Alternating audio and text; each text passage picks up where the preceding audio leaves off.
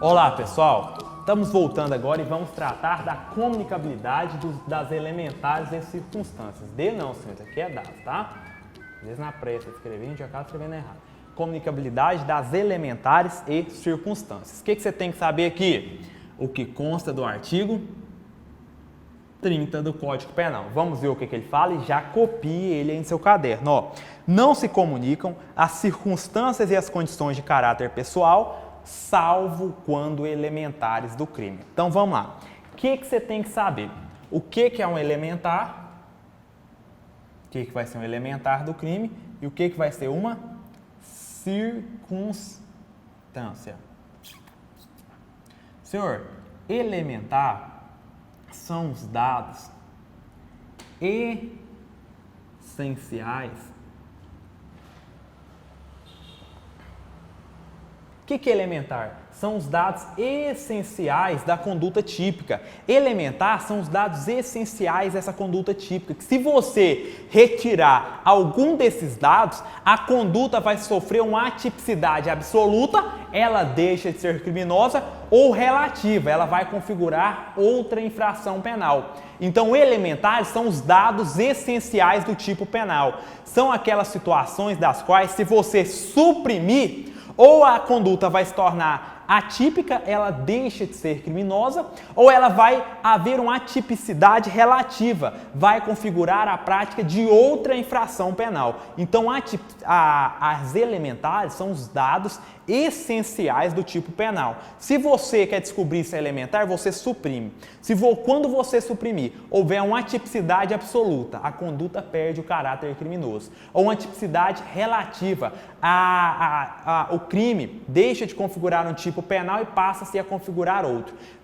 Verificou-se a tipicidade absoluta, deixou de verificar o caráter criminoso daquela conduta.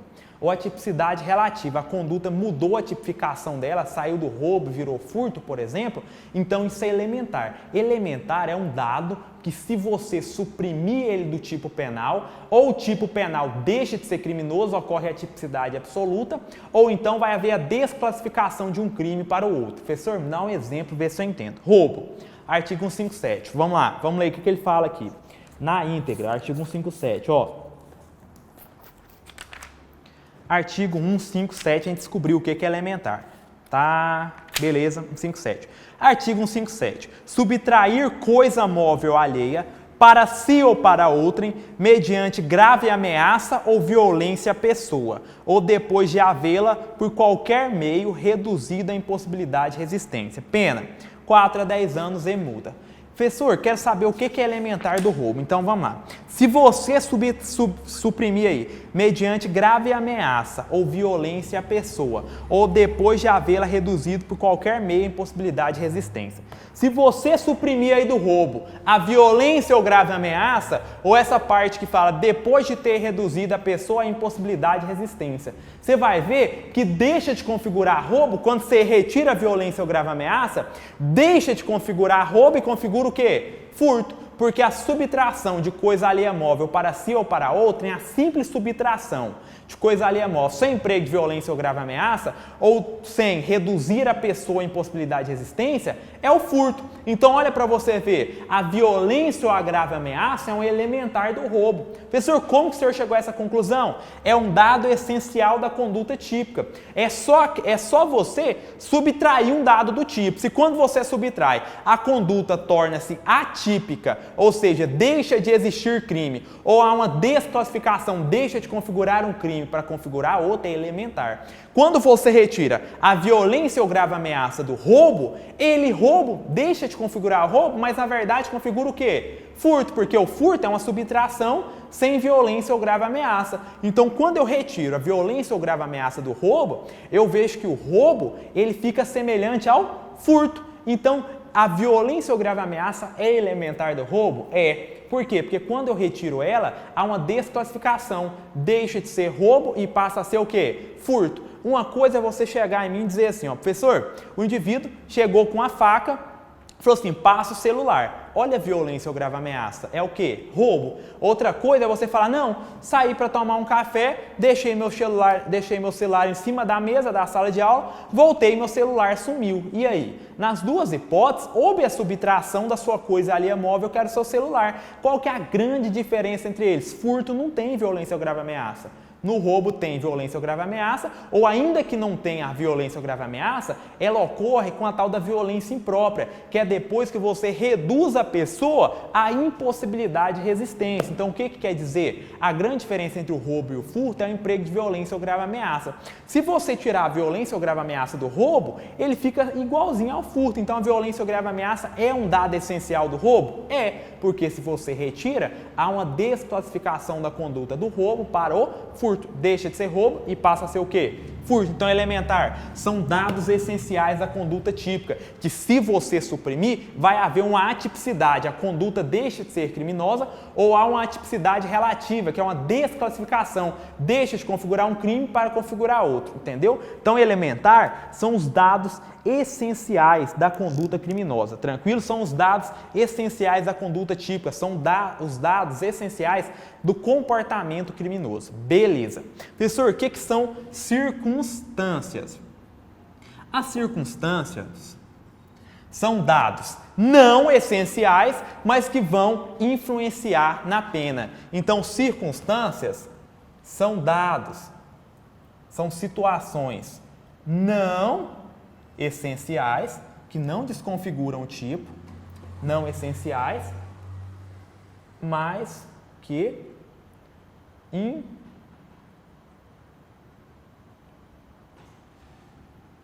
são dados não essenciais, mas que influenciarão na pena. Ele acaba criando uma causa de aumento ou diminuição de pena, causa de aumento, diminuição de pena, bem como agravantes e atenuantes. Então vamos lá. Professor, o que são circunstâncias? São dados não essenciais, são dados não fundamentais do tipo, mas que eles vão influenciar, eles influenciarão na pena. Então, professor, o que é uma circunstância? Circunstância é uma condição do tipo, é um dado típico. Se você subtrair, vai haver tipicidade? Não.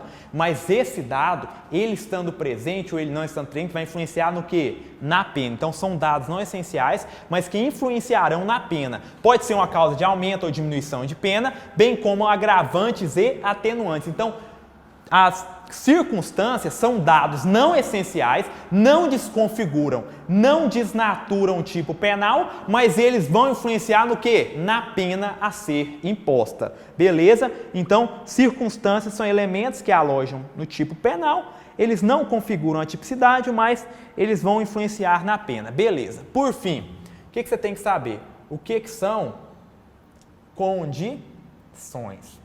Circunstâncias, elementar, circunstâncias já sabe. O que são condições?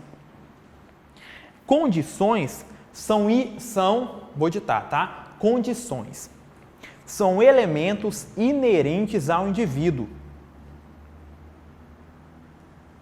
São elementos inerentes ao indivíduo e independem da prática do crime. Professor, o que é isso? O senhor falou condições são elementos inerentes ao indivíduo e que independem da prática do crime. Então, o que são condições? São elementos inerentes ao indivíduo. Vamos lá, vamos ver se você pega aqui. Professor, são elementos inerentes ao indivíduo e que independem da prática do crime ou não. É inerente à pessoa. Condição é inerente ao indivíduo e não interessa, não tem nada a ver com o crime. Professor, exemplo, o indivíduo ser menor de 21 anos na data do crime. Outro exemplo, o indivíduo ser reincidente. Gente, são condições inerentes ao indivíduo, que independem da prática da infração penal, aqui a doutrina falando, ó, são elementos inerentes ao indivíduo, que independem da prática do crime, como o menor de 21 anos, a reincidência, parentesco, entendeu? Então, condições são elementos inerentes ao indivíduo que independem da prática da infração penal. Ele ser menor de 21 anos na data do crime, ele ser reincidente, tranquilo? São elementos ligados à pessoa que não tem nada a ver com o crime, é um elemento do indivíduo, tá? Não tem nenhuma relação com o crime. Então, elementar são os dados essenciais. Se você retirar, a conduta vai se tornar atípica. Circunstâncias não conduz à tipicidade. Mantém-se o caráter criminoso, mas as circunstâncias vão influenciar na pena. Condições são elementos inerentes ao indivíduo, não tem nada a ver com o fato criminoso. Pegou? Copia isso aí. Tá. Professor, qual que é o esquema? Então vamos lá, copiou para me entender e fixar esse artigo 30. Então expliquei o que é cada um delas. Vamos lá. Então agora vamos entrar na comunicabilidade, tá? Como que fica a questão da comunicabilidade de cada uma dessas? Vamos lá que você vai ver que é fácil. Primeiro, elementar. Olha que fácil. Elementar sempre se comunica. Então, elementar sempre comunica para o outro indivíduo, tá? Elementar sempre se comunica. Claro, desde que esse outro indivíduo tenha conhecimento da elementar. O indivíduo que está, dois indivíduos praticando delito e a questão desse delito é elementar, ela sempre comunica para os dois. Professor, me dá um exemplo. Vamos lá. Um indivíduo que não é funcionário público, ele, em concurso de pessoas com funcionário público, comete o crime de peculato desvio ou peculato furto que sejam. O funcionário público, valendo-se da facilidade que ele tem, ele subtrai uma coisa da administração pública que estava na posse dele, tal e tal e tal. Beleza, então tá. Um particular, em concurso com um funcionário público, cometeram peculato furto. E aí, te pergunto, os dois responderão por peculato furto ou o particular responde por furto e o servidor por peculato furto? Os dois responderão por peculato furto. Por quê? Porque essa questão do funcionário público ela é elementar do tipo penal. E a elementar sempre se comunica aos coautores e partícipes. Então, tanto o particular, quanto o servidor público que praticou o peculato furto, se valendo das facilidades inerentes à sua função e relacionadas ao cargo, os dois responderão por peculato furto. Professor, mas o particular não é funcionário público, ele não pode cometer crime contra a administração pública? Pode. O particular pode cometer crime contra a administração pública, desde que em concurso com um funcionário público, entendeu? Então, nesse caso, os dois vão comunicar porque é elementar, os dois vão responder por peculato furto. Tranquilo? Tá. Então, olha que simples. Elementar sempre se comunica. Vamos lá? Elementar sempre comunica ao coautor ou partícipe. As circunstâncias. A circunstância depende. Se a circunstância for subjetiva, ela não comunica. Se for uma circunstância objetiva, aí ela comunica. Tranquilo? Então, a circunstância depende. Se ela é subjetiva, ela não comunica. Se ela é objetiva, ela vai comunicar sim. Tranquilo? Beleza, era isso que a gente tinha para falar quanto à questão das circunstâncias elementares, né?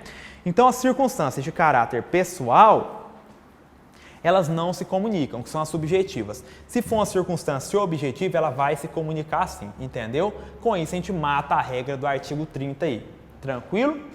Comunicabilidade das circunstâncias elementares, tá? Deixa eu só ver se tem mais alguma coisa relevante aqui no nosso resumo. Senhores, basicamente era isso. Acredito que com isso vocês estejam bem preparados para enfrentar questões quanto ao concurso de pessoas. Tranquilo? Vou fazer uma pausa aqui já. No próximo vídeo a gente continua, beleza?